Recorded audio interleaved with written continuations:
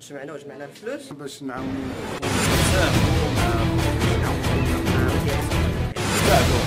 قدر المستطاع. أسأل الله سبحانه وتعالى الرزق ما نقص مال من صدقة. I want to start with someone who can tell me I can give $1,000 في سبيل الله.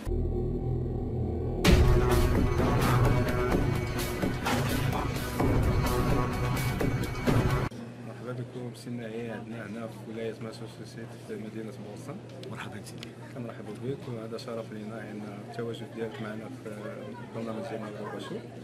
يعني الحمد لله جاتنا مجموعة ديال الأسئلة، بغينا نسولوك منها بعض الأسئلة، يعني شنو هو العمل ديالكم وشنو هي المشاريع ديالكم كجمعية، يعني جمعية تنمية أو الإغاثة. بسم الله الرحمن الرحيم، الحمد لله والصلاة والسلام على رسول الله وعلى آله وصحبه أجمعين.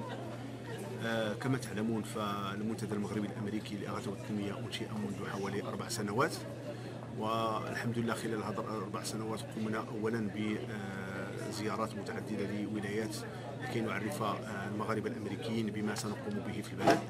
فالحمد لله إلى حدود الساعة فنحن عندنا مشاريع في المغرب، على رأسها مثلا حفر الآبار، وكذلك الدخول المدرسي بالنسبة للأطفال، وعندنا مشاريع كبرى الآن نخطط لها في 2015 و2016 إلى 2020، وهي تزويد المصحات أو المستشفيات العمومية في المغرب بما تحتاجه من أدوات طبية، وكذلك لو يتيسر الأمر إن شاء الله الرحمن الرحيم الأدوية، خاصة الأدوية المتعلقة بمرض السرطان والأدوية المتعلقة بمرض السكري والضغط الدموي.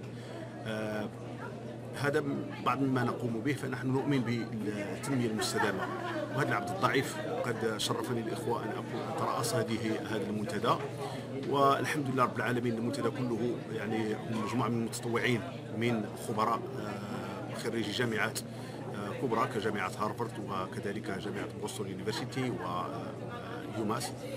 هذا الخبراء قد يعني ارتأوا أنه قد حان الوقت لكي نقدم شيئا ما للبلد الذي يعني قدمنا منه. وأنتم تعلمون حب الأوطان من الإيمان، ولكن هذا حب الأوطان من الإيمان ليس كلاما ولكن يجب أن يصدقه العمل. شكرا. يعني سي نعي، واش تقدر تعطينا مؤخرا قمتم بمجموعة ديال الحفلات اللي جمعت تبرعات لضحايا الفيضانات اللي وقعت في الجنوب المغربي، يعني واش تقدر تعطينا فائده كيفاش هاد التبرعات غادي تستثمروها وشكون الناس اللي غتكلفوا باش يوصلوا هاد الفلوس للمغاربه اللي محتاجين لها؟ كما تعلمون فنحن هذا المنتدى هو منتدى قانوني موجود بصفه قانونيه في الولايات المتحده الامريكيه، وكل يعني التبرعات التي تجمع تصرف في المغرب من خلال يعني الترانسفير والوايرنج كما يسمونه او التحويلات البنكيه، يعني من البنك الى البنك، لجمعيات موجوده محليه نثق فيها وعندنا تاريخ، عندنا التاريخ ديالها يعني، ونحن نتابع بشكل يومي. قد استطيع ان اقول لك ان على الاقل 4 مكالمات 5 مكالمات تليفونيه يوميا لنتابع الامر عن كتب في الجنوب. ونعلم ان الجنوب الآن يحتاج إلى دعم كبير جدا.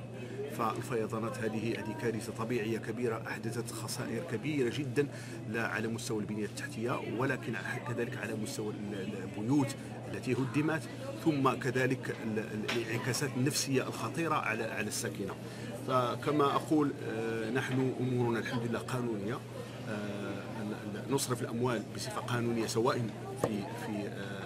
في من أمريكا إلى المغرب أو حتى داخل المغرب. داخل المغرب لا بد من أن تكون الجمعية مؤسسة معترف بها من طرف الدولة وتشتغل لسنوات في القرى وكذلك في ضواحي المدن. I know many people they are asking how we are going to deliver, what happened with my donation that I gave you, how we are going to process it. The process is this: we collect the funds, put them in the bank. We are already talking to the people on the ground, diverse NGOs, associations who are working in the ground inside the village. We get what we call a grant system that we have. We give them a grant, but before we give them a grant, we need to know who are they. Every single organization or a name, we screen it through the IRS, Treasury Department, because we need to be sure that their name is not on the list of terrorists. We have to be sure that the money that we send them, it will go to those who are in need. It will not go somewhere else. And we have also audit system that we have in place. Myself, I am going, inshallah, this coming Thursday, I'm going myself to Morocco to monitor the work that we are doing there, but also to see what's the need. And I'm discussing now with the government if there is any possibility that we are going to send the medicine, especially against the cancer and diabetes, blood pressure, أو اللي كنسميوه بالعربية ديالنا حنا لا طونسيون. السكري والسرطان ولا طونسيون. Why I'm saying this? Because most of those people, they are under shock now. Their blood sugar is up.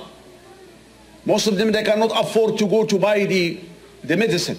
وكنشكروا جميع الحضور اللي حضر الندوه وكنتمنوا ان الجاليه المغربيه المقيمه في امريكا انها تاخذوا الخطوه وتاخذ هذا الحفل يعني كبدايه خير يعني باش نكونوا متضامنين ومتعاونين مع بعضياتنا لان احنا من شيامنا المسلمين خصنا نكونوا متعاونين وان الله لا يضيع اجر المحسنين وكنتمنى ان هذه تكون بدايه. السلام عليكم.